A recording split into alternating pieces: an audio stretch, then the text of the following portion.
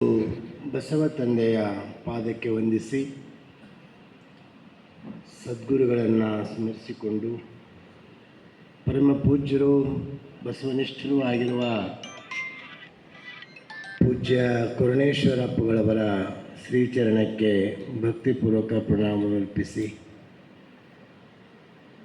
ವೇದಿಕೆಯ ಮೇಲಿರುವ ಎಲ್ಲ ವಿದ್ವಾಂಸರಿಗೂ ಶರಣಾರ್ಥಿನ ಹೇಳಿ ತಮ್ಮೆಲ್ಲರಿಗೂ ಶರಣಾರ್ಥಿ. ತಮಗೆಲ್ಲ ಆಶ್ಚರ್ಯ ಆಗಿರ್ಬೋದು, ಗುರುಗಳದ್ದು ಇದ್ರಾಗೇನು ಹೆಸರಿಲ್ಲ, ಮತ್ತು ಇಲ್ಲಿ ಯಾಕೆ ಬಂದರು, ಏನು ಹೇಳ್ತಾರೆ ಅಂತ ನೀವೆಲ್ಲ ಗಾಬರಿ ಆಗಿರ್ಬೋದು.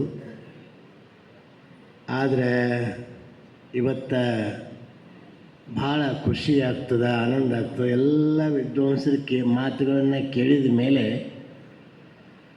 ಸಿದ್ದರಾಮನ ವ್ಯಕ್ತಿತ್ವ ಎಷ್ಟು ಜಗದಗಲದ, ಎಷ್ಟು ವಿಶಾಲದ, ಎಷ್ಟು ಅವರು ಶಾಸನಗಳು, ಸ್ಮಾರಕಗಳು ಎಲ್ಲ ನಿನ್ನಿನ ಮಾತುಗಳನ್ನು ಇವತ್ತಿನ ಮಾತುಗಳನ್ನೆಲ್ಲ ಕೇಳಿದ್ರೆ ಸಿದ್ದರಾಮನ ಬಹುಮುಖ ವ್ಯಕ್ತಿತ್ವವನ್ನು ನಮಗೆ ಗೋಚರ ಆಗ್ತದೆ. ಅಷ್ಟೇ ಅಲ್ಲ, ಅಂಥ ಜಗದಗಲವಾಗಿರುವಂಥ ವ್ಯಕ್ತಿತ್ವ ಹೊಂದಿರುವಂಥ ಸಿದ್ದರಾಮ ಕೊನೆಗೆ ಬಸವ ಧರ್ಮದಲ್ಲಿ ಬಂದು ವಿಲೀನ ಆದನಲ್ಲ, ಇದು ಎಂಥ ದೊಡ್ಡ ಮಾತು ಅನ್ನೋದನ್ನು ನಾವು ತಿಳ್ಕೋಬೇಕು. ಸಾಮಾನ್ಯ ವ್ಯಕ್ತಿಗಳು ಬಂದು ವಿಲೀನ ಆಗೋದು ಅದು ದೊಡ್ಡದಲ್ಲ. ಅವ್ರ ಹಿಂದೊಂದು ದೊಡ್ಡ ಸಾಮ್ರಾಜ್ಯನೇ ಇತ್ತು. ಸಿದ್ದರಾಮನ ಹಿಂದೆ ಲಕ್ಷಗಟ್ಟಲೆ ಅನುಯಾಯಿಗಳಿದ್ದರು, ಲಕ್ಷಗಟ್ಟಲೆ ಸಂಬಂಧಗಳಿದ್ದು, ಸಾಮಾಜಿಕ, ಧಾರ್ಮಿಕ ಎಲ್ಲ ರಂಗದಲ್ಲಿ ಒಂದು ಕಾರ್ಯಕ್ಷೇತ್ರ ವಿಸ್ತಾರ ಆಗಿತ್ತು. ಅಂಥ ವಿಸ್ತಾರವಾಗಿರುವಂಥ ಸಿದ್ದರಾಮ ಕೊನೆಗೆ ಬಸವತತ್ವದ ಒಂದು ಮಹೋನ್ನತಿಯನ್ನು ಕಂಡು, ಬಸವತತ್ವದ ಒಂದು ಮಹತ್ವವನ್ನು ಕಂಡು, ಆ ಬಸವತತ್ವದಲ್ಲಿ ವಿಲೀನ ಆಗಿದ್ದು ಇದು ಬಹಳ ಆಶ್ಚರ್ಯ ಮತ್ತು ಒಂದು ಐತಿಹಾಸಿಕ ಘಟನೆ ಅಂತ ಹೇಳ್ಬೋದು. ಅಂಥ ಸಿದ್ದರಾಮನ ಒಂದು ಹೆಂಗೆ ಈ ಕಾಲದ ನಿನ್ನೆ ಹೇಳಿದೆ, ಈ ಕಾಲದಲ್ಲಿ ಅಂಬೇಡ್ಕರ್ ಬಂದರೆ ಹೆಂಗೆ ಅವನ ಹಿಂದೆ ಕೋಟಿ ಅನುಯಾಯಿಗಳು ಹೆಂಗೆ ಬಂದರು, ಆ ಕಾಲದಾಗೂ ಸಿದ್ದರಾಮ ಬಂದರೆ ಅವ್ರ ಹಿಂದೆ ಲಕ್ಷ ಶರಣರು ಎಲ್ಲ ಬಂದು ಈ ಬಸವ ಧರ್ಮಕ್ಕೆ ಶರಣಾದರು ಅನ್ನುವಂಥ ಮಾತನ್ನು ಈ ಸಂದರ್ಭದಲ್ಲಿ ನೆನಪು ಮಾಡಿಕೊಂಡು ಇವತ್ತೆಲ್ಲರೂ ಭಾಳ ಚಂದ ಮಾತಾಡಿದ್ರು. ನಮ್ಮ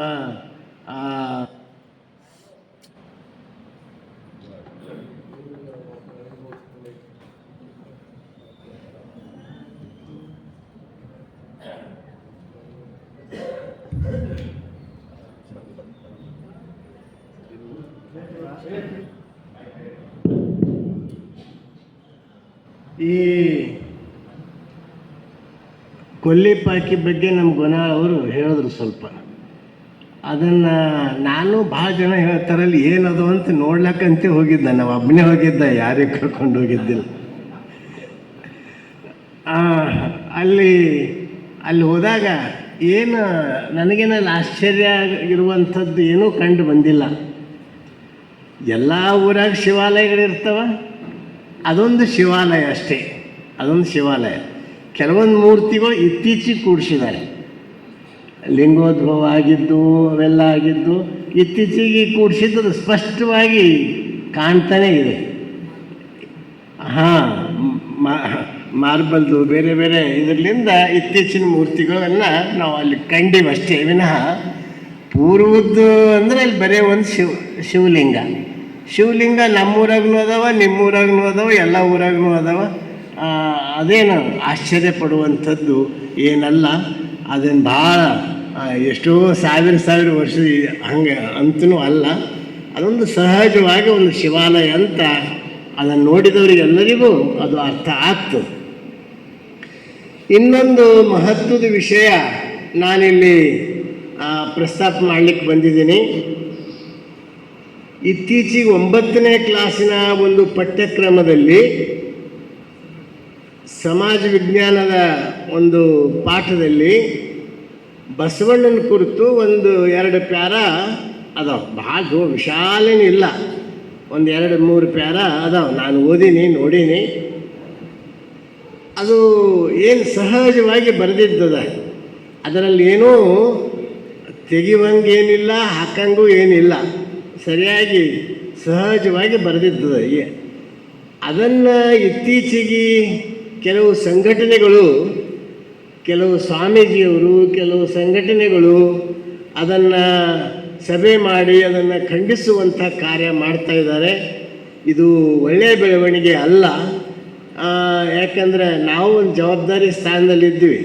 ಈ ಬಸವಪರ ಲಿಂಗಾಯತ ಮಠಗಳ ಒಂದು ಜವಾಬ್ದಾರಿ ಸ್ಥಾನದಲ್ಲಿ ನಮಗೆ ಕೂಡಿಸಿರೋದ್ರಿಂದ ಆ ದಿಶೆಯಲ್ಲಿ ಇದನ್ನು ನಾನು ಈ ಸಂದರ್ಭದಲ್ಲಿ ಒಂದು ಮಾತನ್ನು ಸ್ಪಷ್ಟೀಕರಣ ಕೊಡಲಿಕ್ಕೆ ಇಚ್ಛಪಡ್ತಾ ಇದ್ದೀವಿ. ಮತ್ತು ಅದರಲ್ಲಿ ಏನೂ ಇಲ್ಲ. ಯಾಕಂದರೆ ಬಸವಣ್ಣನವರು ಸಣ್ಣ ವ್ಯಕ್ತಿಗಳಿಗೂ ಸ್ಮರಣೆ ಮಾಡಿದ್ದಾರೆ, ಎಂಥ ವ್ಯಕ್ತಿಗಳಿಗೂ ಅವರು ಸ್ಮರಣೆ ಮಾಡಿದ್ದಾರೆ. ಎಷ್ಟೋ ಶೈವ ಈ ಸಿಂಧು ಬಲ್ಲಾಳ ಅವರು ಇವರನ್ನ ಹೆಸರು ತಗೊಂಡ, ಸಿರಿಯಾಳ ಇಂಥವ್ರದ್ದೆಲ್ಲ ಹೆಸರು ತಗೊಂಡ. ಒಂದು ವೇಳೆ ಅವ್ರಿಗೆ ಗುರು ದೀಕ್ಷೆ ಕೊಟ್ಟಂಥ ಗುರು ಇದ್ದಿದ್ರೆ ಅವರು ಅಷ್ಟೊಂದು ಕೃತಜ್ಞ ಅಲ್ಲ.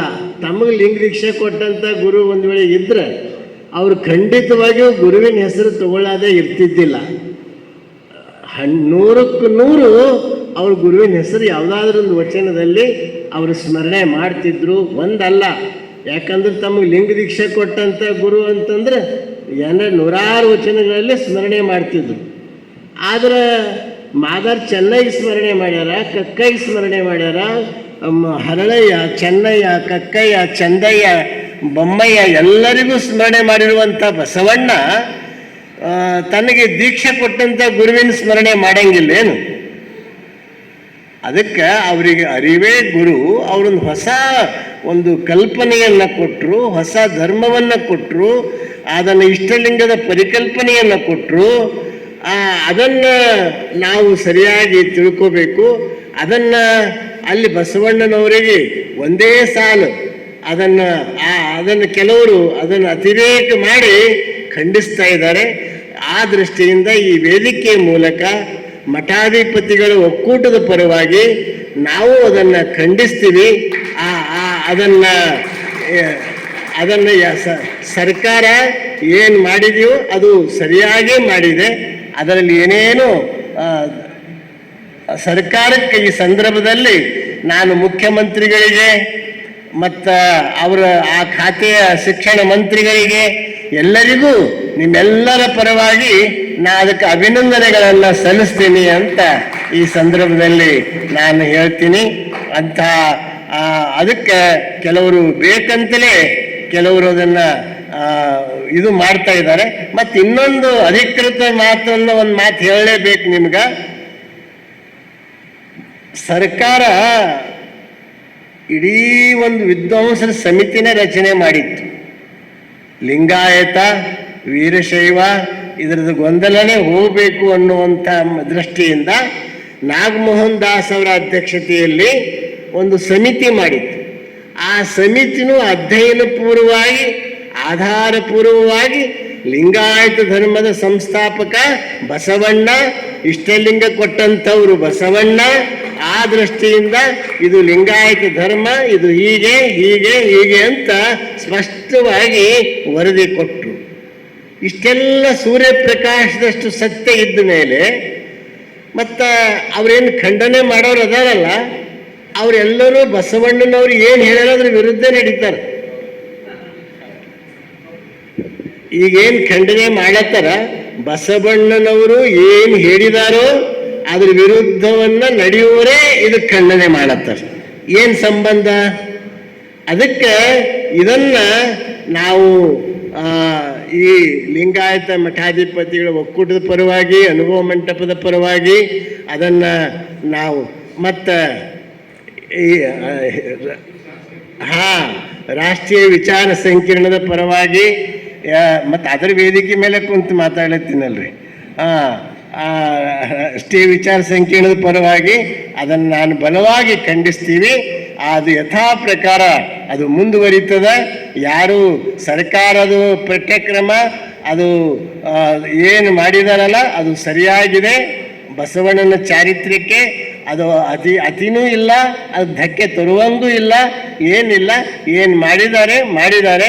ಆ ದೃಷ್ಟಿಯಿಂದ ಸರ್ಕಾರಕ್ಕೆ ನಾನು ಮತ್ತೊಮ್ಮೆ ಅಭಿನಂದನೆ ಹೇಳಿ ಅದನ್ನು ನಾನು ಈ ಸಂದರ್ಭದಲ್ಲಿ ಆ ಖಂಡನೆ ಮಾಡೋರು ಶಾಂತ ರೀತಿಯಿಂದ, ಯಾಕಂದರೆ ಮಕ್ಕಳೇ ನಮ್ಮ ಮುಂದಿನ ಸಂಪತ್ತು, ಮಕ್ಕಳೇ ನಮ್ಮ ಮುಂದಿನ ಪೀಳಿಗೆ. ಆ ಮಕ್ಕಳಿಗೆ ಈ ತಪ್ಪು ಚರಿತ್ರೆಯನ್ನು ಕೊಡಬಾರ್ದು ಅನ್ನುವ ದೃಷ್ಟಿಯಿಂದ ಸರ್ಕಾರ ಒಳ್ಳೆಯ ಕ್ರಮ ತಗೊಂಡಿದ್ದಕ್ಕೆ ಅವರಿಗೆ ನಾನು ಅಭಿನಂದಿಸಿ ತಮ್ಮೆಲ್ಲರಿಗೂ ಶರಣಾರ್ಥಿನಿ ಹೇಳಿ 2 ಮಾತನ್ನು ಮುಕ್ತಾಯ ಮಾಡಿ